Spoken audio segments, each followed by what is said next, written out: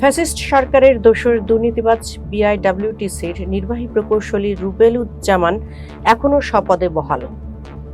Fascist সরকারের দোসর আওয়ামী লীগ পরিবারের সক্রিয় সদস্য ভাই কুড়িগ্রাম জেলা আওয়ামী লীগের সাংগঠনিক সম্পাদক, সাবেক নৌ পরিবহন মন্ত্রীর এপিএস এর ব্যবসায়িক পার্টনার বিআইডব্লিউটিসির নির্বাহী প্রকৌশলী রুবেলুজ্জামানের বিরুদ্ধে কোটি কোটি টাকার দুর্নীতি ও অনিয়মের অভিযোগ পাওয়া গেছে।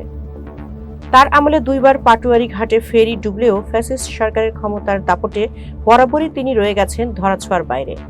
ইতোপূর্বে তার বিরুদ্ধে সংবাদ প্রকাশ ও মন্ত্রণালয় থেকে ব্যবস্থা নেওয়ার কথা বলা হলেও আইনানুগ কোনো ব্যবস্থা গ্রহণ করেনি কর্তৃপক্ষ।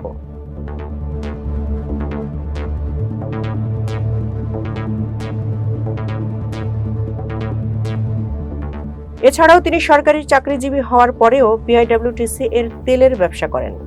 ব্যবসার ব্যাপারে বিআইডব্লিউটিসির কর্মকর্তার কাছে জানতে চাইলে নাম প্রকাশে অনিচ্ছুক তিনি বলেন, রুবেল স্যার এখনো বিআইডব্লিউটিসির রৌমারী, চিলমারী এবং নাজিরগঞ্জ ধাওয়াপাড়া তেলের ব্যবসা করছেন।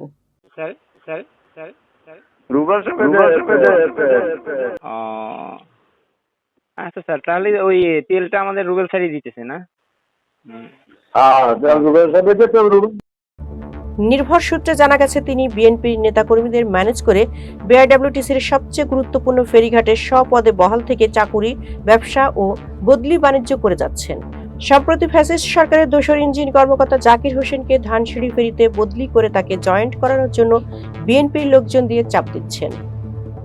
দুর্নীতিবাজ নির্বাহী প্রকৌশলী রুবেলুজ্জামানের সাথে ফোনে যোগাযোগ করতে চাইলে তিনি ফোন রিসিভ করেননি। তার বিরুদ্ধে আনীত অভিযোগগুলো তদন্তপূর্বক আইনানুগ ব্যবস্থা গ্রহণ করার দাবি জানাচ্ছেন সচেতন মহল।